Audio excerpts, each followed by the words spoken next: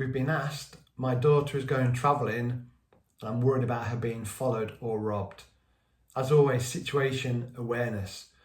Where are you? What country is it? What are the local problems? What are the national problems? How does that affect you?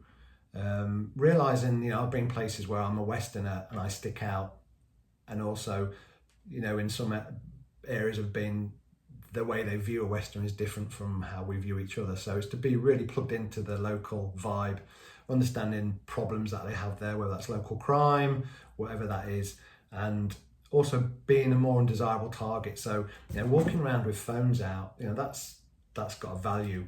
If you have to get your phone out, make sure you do it when it's a safe time, it's a safe place, you're looking around and you're not just walking around. I know you're trying to have a good time, I know you're trying to enjoy yourself, but there are unsavoury characters out there that look for tourists to manipulate them and obviously, try and extract money out of them or potentially rob them or whatever that is. So it's to realise that's the reality of, anywhere you are.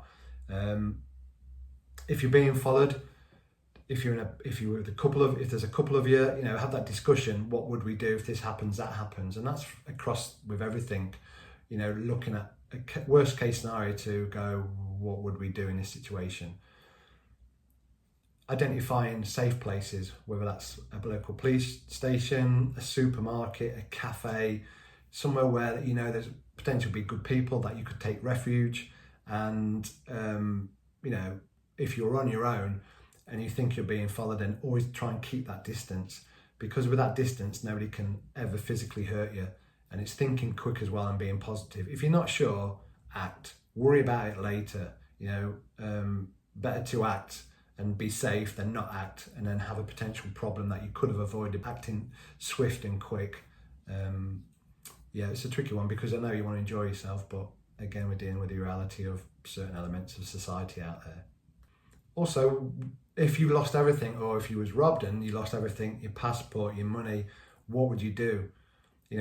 You could email all your documents to your own email account. So, you could get into an email cafe and access them documents, and then look at how you could access money, whether that's somebody transferring money into your account, or you've got a backup account there that you can access and use that money as well. So again, it's always good to think worst case scenario, then you're fully prepared. Hopefully it'll never happen, but if it does, you've got some game plan there to work off, and you're not just left in a flat spin panicking and you don't know what to do. Again, if you can remember somebody's phone number, and you need to ring somebody to get you some money to you or get some help, then that's always going to be a good thing to remember and have, should you lose everything.